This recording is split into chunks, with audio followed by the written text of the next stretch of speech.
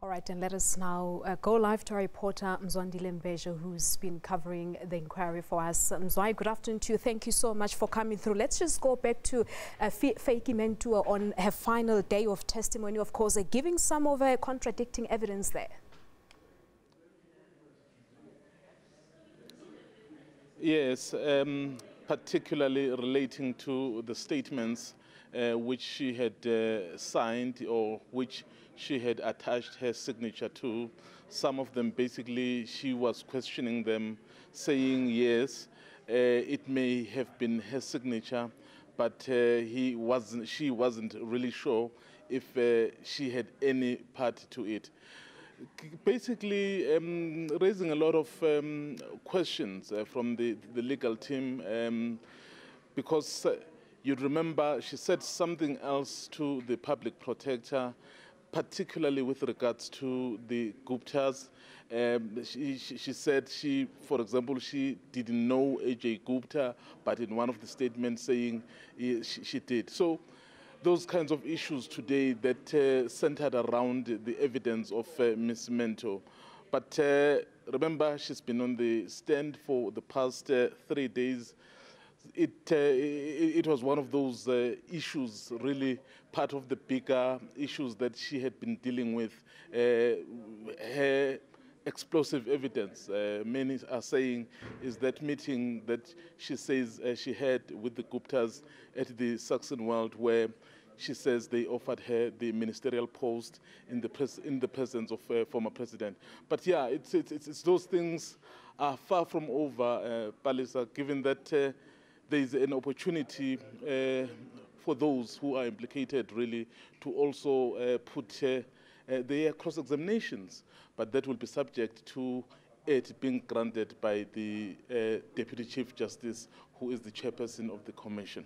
All right, let's now turn our focus a little bit to Themba Masako, the former head of GCIS, of course, basically saying that the Guptas had asked him to break the law. Talk to us about his testimony, Mzwai.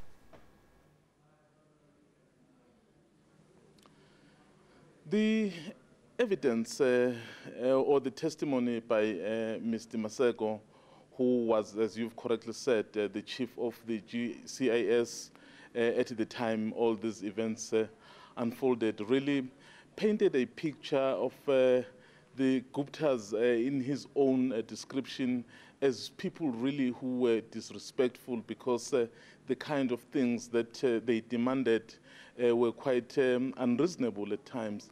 But what the legal team has been seeking to do in this evidence leading was basically to lay the ground as to how he got into contact with the Guptas.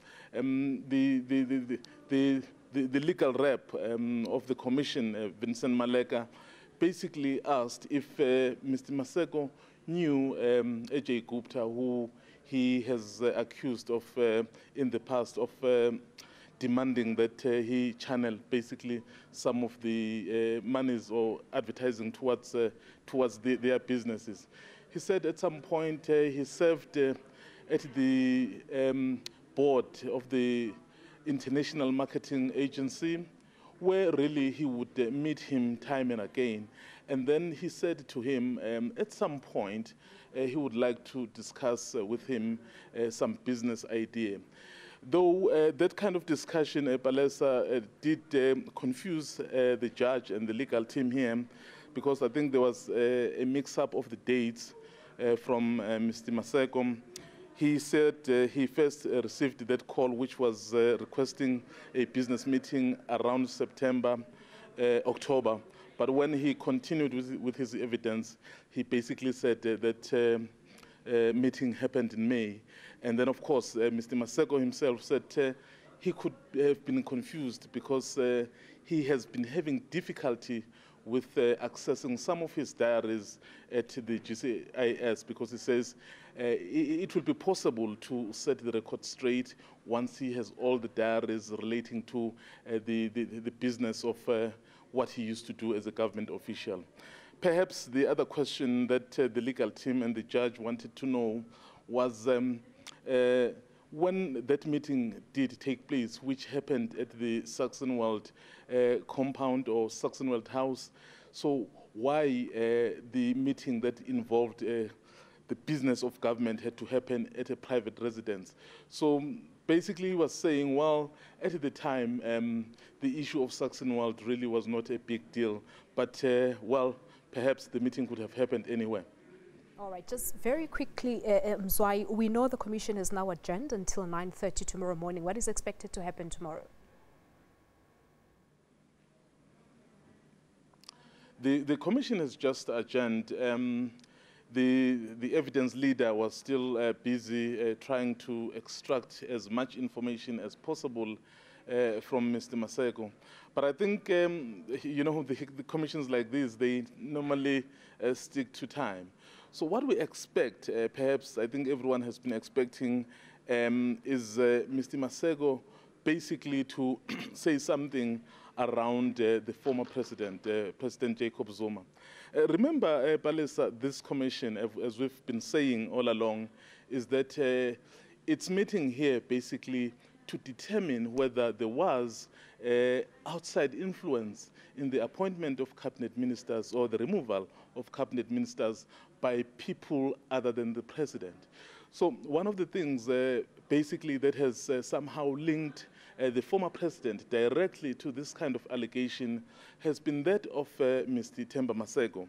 You remember he said he got the call from former president basically saying to him he needed to help the Guptas. So I think, and I think many of us here are expecting perhaps that moment where he will tell us, rather tell the commission the circumstances around which that happened.